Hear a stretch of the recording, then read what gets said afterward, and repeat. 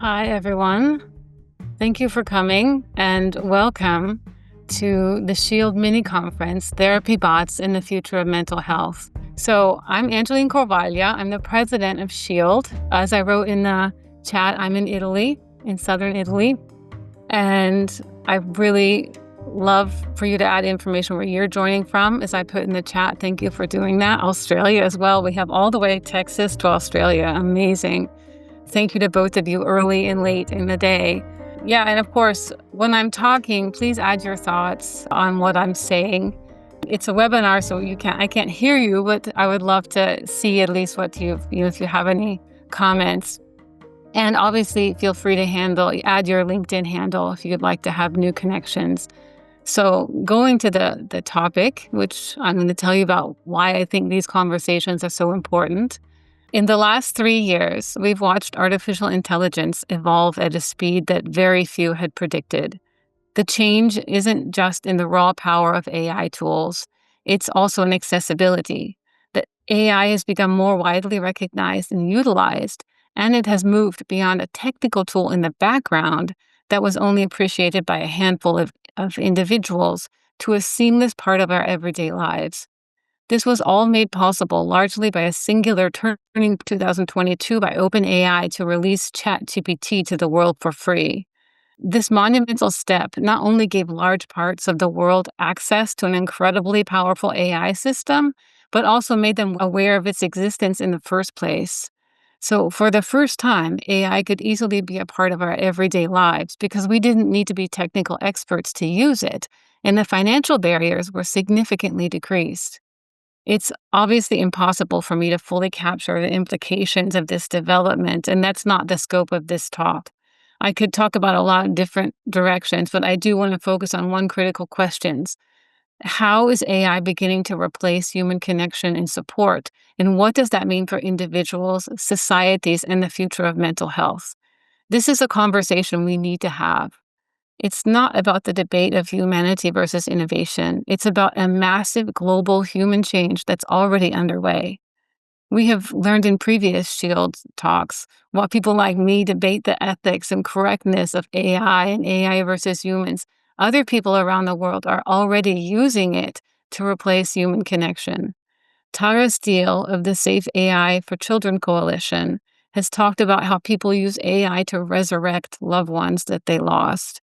Catherine Nibbs, who is a psychologist and a human behavior technologist, talked about how children who don't get their needs fulfilled by the adults around them, be it in communication with their parents or understanding of school topics from their teachers, turn to bots to try and fill those voids.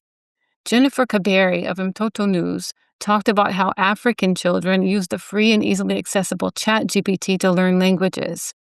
Upendo Naviri, a young online safety advocate, told us that a lot of her peers use AI as companions because they feel that they can tell them anything that they otherwise wouldn't feel comfortable telling an adult or friend, or because they feel lonely and don't otherwise have anyone to talk to.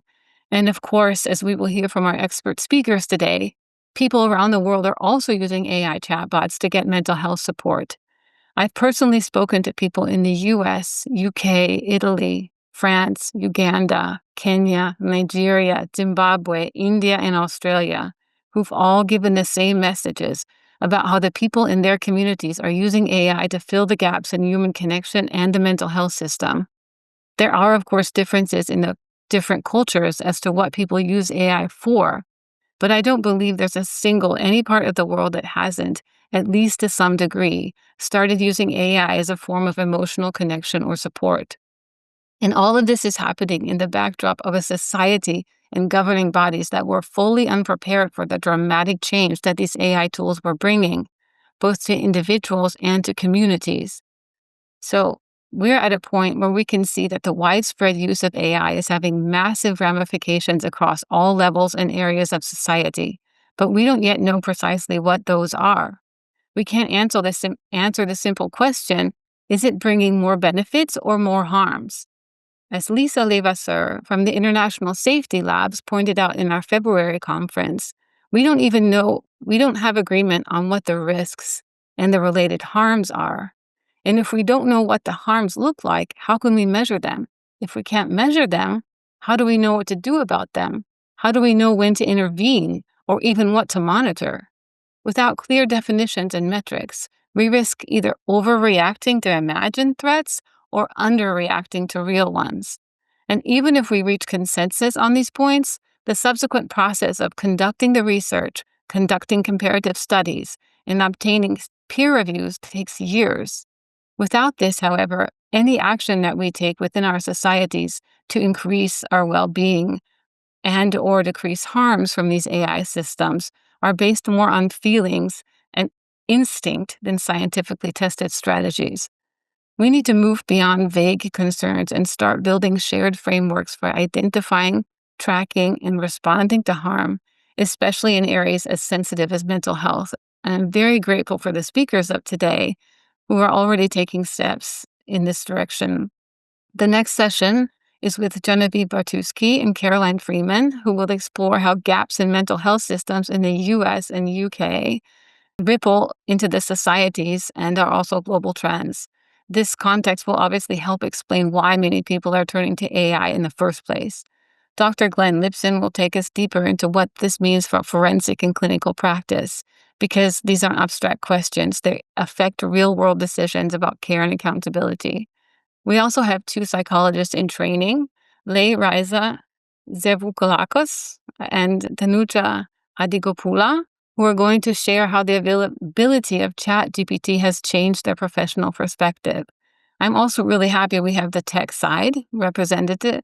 There's Brian Mevis and David Volsky from Shift Health, who will challenge us to think about how AI is being used for real-time behavioral change and what ethical guardrails we need. At this point, I recognize that it may seem like I'm bashing the fact that AI has been provided on the large scale worldwide.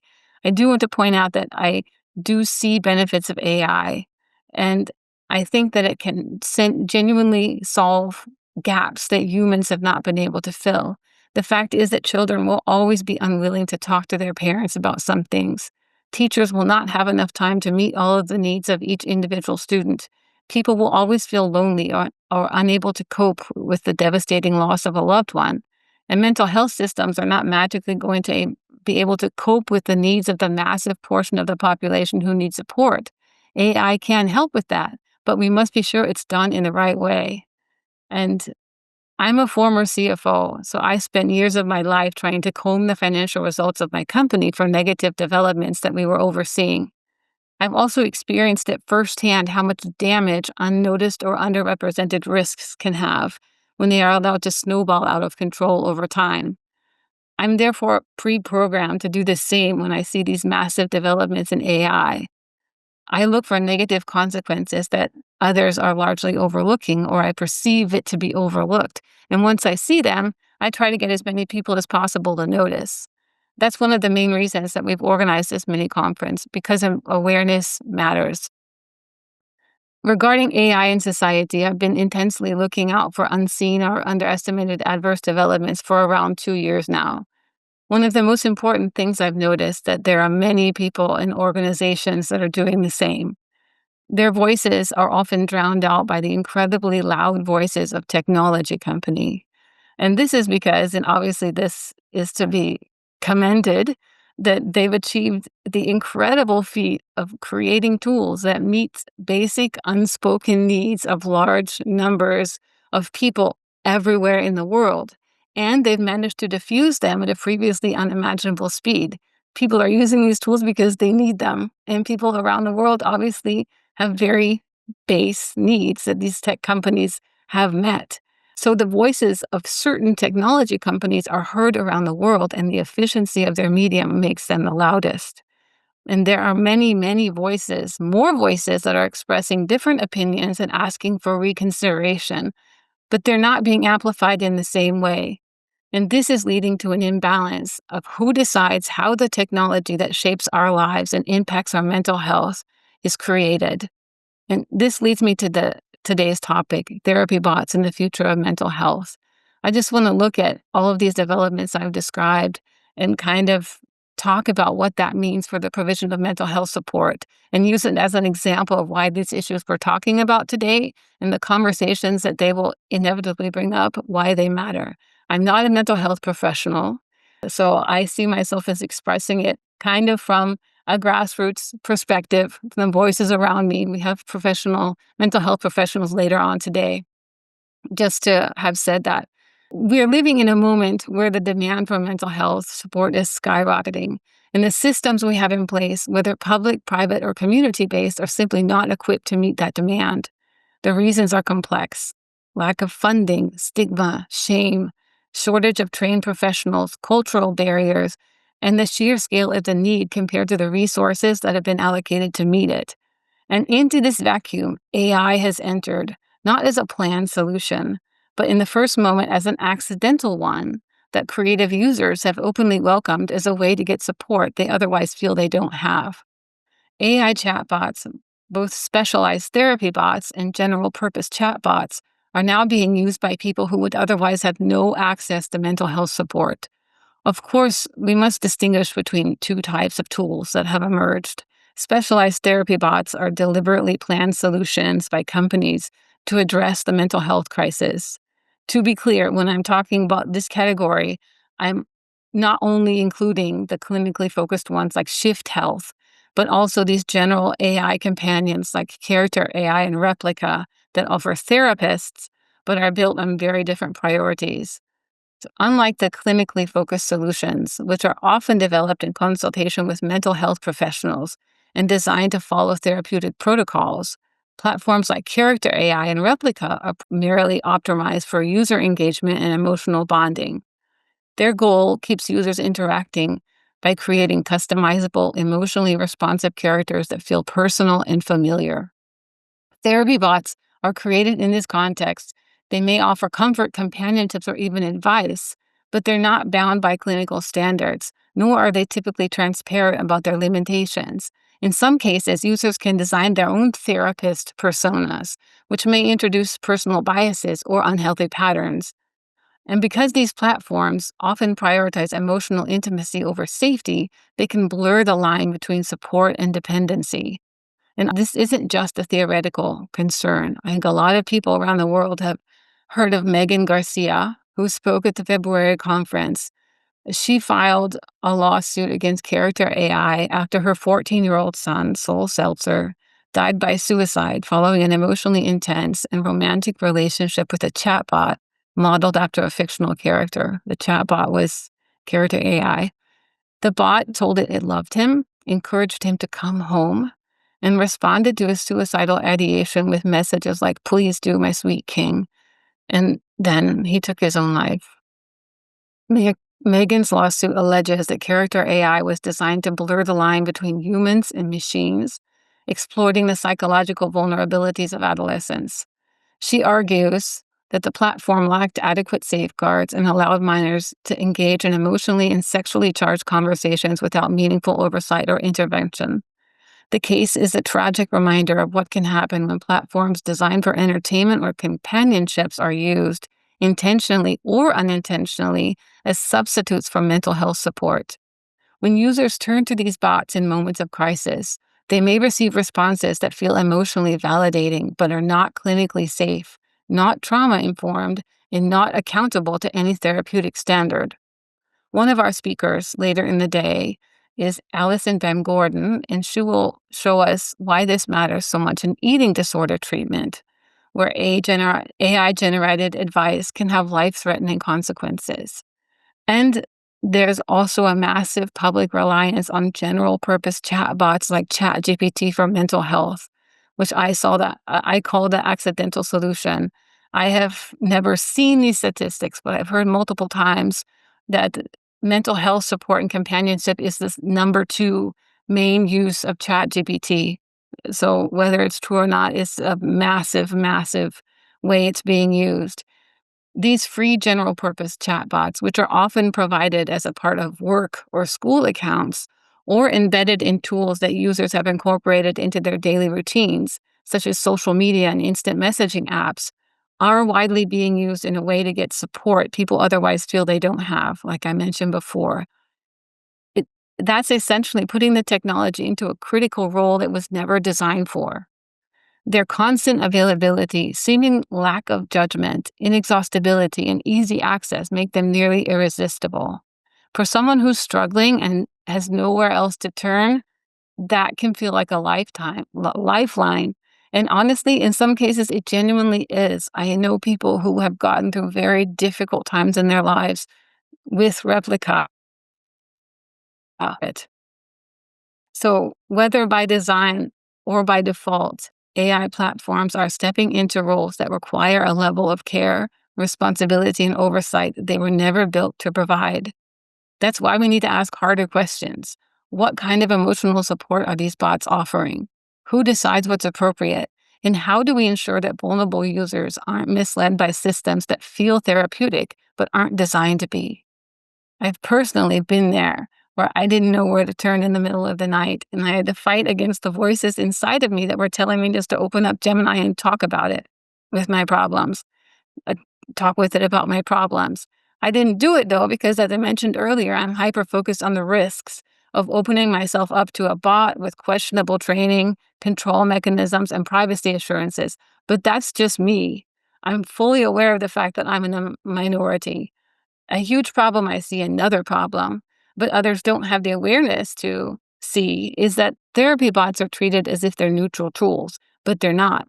People design them, train them on data according to specific rules and a vision for what they're meant to be, and shape them by the priorities of the companies that built them.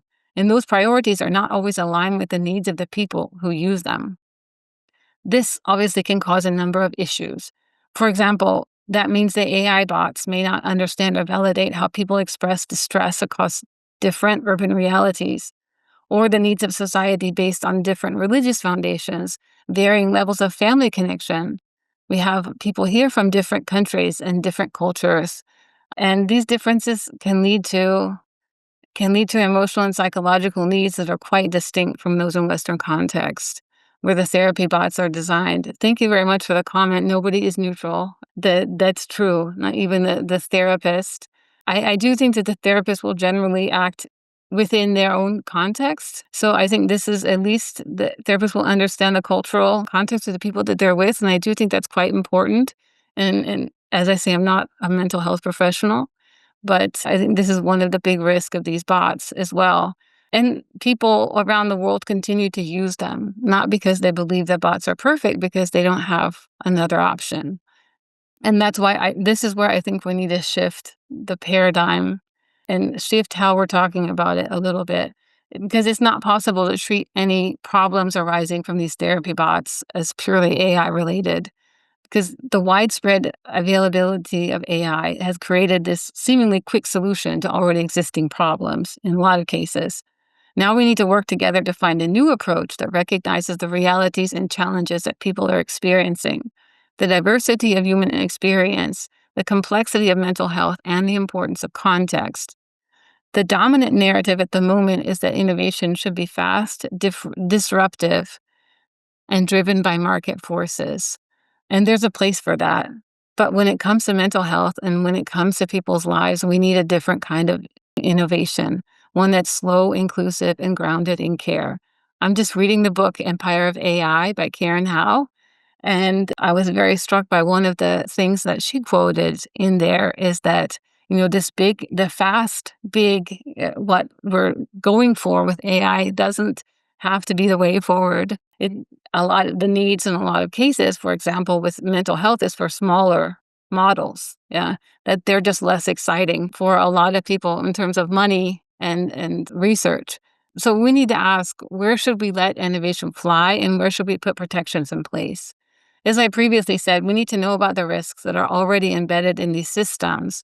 Many therapy bots operated with little or no transparency. Users don't know what data is being collected, how it's stored, or who has access to it. They don't know the risks that this data could be stolen by bad actors.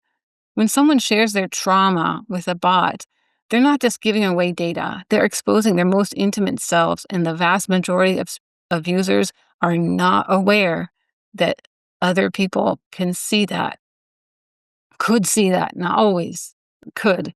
At the same time, the bots are not passive listeners. They can subtly influence users' thoughts, reinforce beliefs, shape behavior in ways that are hard to detect. And most people that are using these tools are just caught by surprise of it. They don't know how the tools work, what they're trained on, or what their limitations could be. And this lack of education is one of the most dangerous gaps we face, I believe, because people are just faced with a tool that there's just a power imbalance in terms of, how it works. Therapists also, on a lot of cases, did their training before all of this came. So, uh, we'll hear later, obviously, from people who are doing this, but everything has changed in a lot of cases. People are coming in that are speaking to bots in the meantime. And how can a therapist offer informed care if they haven't had the opportunity to learn about the tool? And if the public doesn't know how the bots are built, how can they make the right, safe choices? So I think in the context of therapy bots, we really need to have more protection around data privacy, also transparency. I do want to also say we've had a few speeches from Sonia Tavari, who's a parasocial researcher. Parasocial elements is basically a one-sided relationship.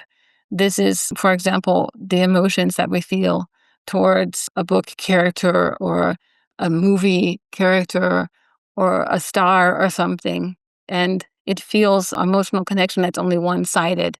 And the thing with the bots is that it acts like it's two-sided much more. And this creates a lot of instinct that the person will trust it. So just putting a label, you're not talking to this, you're talking to an AI, and AI can be wrong, isn't really going to work because of the naturally the way that these bots activate the trust in people. And this, as Genevieve Bartuski told us in the last session, was already in the very first bot in the 1950s. The very first chatbot that was ever created. People created emotional connections with it.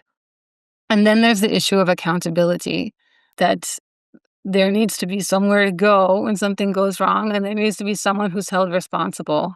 As I said, I was a CFO, so it's unthinkable to me that someone would not be held responsible. I actually had a chat with Gemini about it yesterday because I asked it for, is there anything misleading or wrong in the speech? And this is what it came up with. It's not realistic that someone should be accountable. And I said, okay, I disagree wholeheartedly with Gemini. Um, it- this is a must. So how do we make any of this happen? Later on, Dr. Rachel Wood's going to talk about the growing need for collaborative efforts to shape the future of AI and mental health. But I do want to go into this concept because it's the heart of what SHIELD as an organization is trying to achieve. So I'd like to summarize the kind of collaboration that I envision. So to truly shift how AI intersects with mental health, we need real active participation across sectors, generations, and borders. So this isn't just about tech companies and regulators. It's about different community leaders, educators, policymakers, even data workers, the ones who know how they're being trained, cross generation. We need young people who are going to use it more, have a different relationship. We need parents and grandparents, cross border collaboration as well. Each culture will have their own thing to bring into it. So each one of you here has, different cultural histories and experience that should be brought in to creating the bots that we use, especially the ones in your area. Um, and obviously, we need political leadership, which is not just to regulate, but to listen. Mental health is foundational. Decisions politicians make about AI policy, education, healthcare, and digital infrastructure are going to determine whether therapy bots become tools of empowerment or instruments of harm. So we need leaders who are informed, compassionate, and willing to challenge the status quo, which, going back to the issue of the voices, whose voice is the loudest becomes a problem. And this is something that Shield is working for as well. Help making these other voices louder that are already there. So I just want to give you a vision of this amazing collaboration, what it could look like. Imagine a therapy bot that's co-designed by a team that includes a psychologist from Brazil, a young advocate from Kenya, a technologist from India, a trauma specialist from Canada, a community elder from New Zealand or Australia, a data worker from the Philippines, and a policymaker from Italy. And imagine that bot is tested in schools, clinics, community centers across all of the continents. Imagine that its training data includes not only clinical texts, but also oral stories, histories, community narratives, and lived experiences. And imagine that its feedback system also allows users to flag responses that feel off, and that a diverse panel of experts reviews those flags. Imagine that the bot is open source, so local organizations can adapt to it from their own needs. It's not science fiction. That's possible, and it requires a shift in how we think about innovation. Kim, that's interesting what you said about the hold the space for silence. I actually had that in my speech as well. I cut it out because the speech was too long, but that would be important. Yeah. Thank you for mentioning that, the space for silence and not always pushing to continue the conversation, which is very much a part of the problem often. And so that brings me to my closest point. My closing point, we're at a crossroads. The decisions that we make now will shape the future of mental health support and the ethical foundations and accessibility of the technologies that we rely on to deliver it. As from this book I'm reading, Karen Howe, she says, we're still in a moment where we can shape that. She's been following this for at least since 2019, so she's much better informed than I am. It's currently being shaped by a relatively small number of actors, often guided by technical feasibility, some strange competition that we're all aware of, and some race to get to a place we don't know where we're going, and of course, commercial priorities. We can build a future that reflects the voices, values, and needs of the people who will use those tools, especially those whose experiences have long been excluded from the design process. But we need to do this together. I think we all need to step back, maybe as individuals, and support each other. Whoever has the idea, and really create a movement. And that's the mission of Shield, and that's why this conversation matters. And this is an invitation I want to leave with you. Whoever you are, wherever you are, your perspective matters, your experience matters, and your voice matters. I would like us to build the future of tech from the ground up together. So that's the end. Thank you very much for listening. And I hope you all enjoy the rest of the day. I don't know if anyone has any other questions or comments. I'm just reading what Rue, I'm sorry if I mispronounced your name. He wrote, accountability should be viewed as a shared responsibility. That's true. Yeah, the user should be coached to understand they're also responsible for what the decisions they decide to progress with. Okay, Rue. Thank you. Regardless of the advisor being human, that's true. Yeah.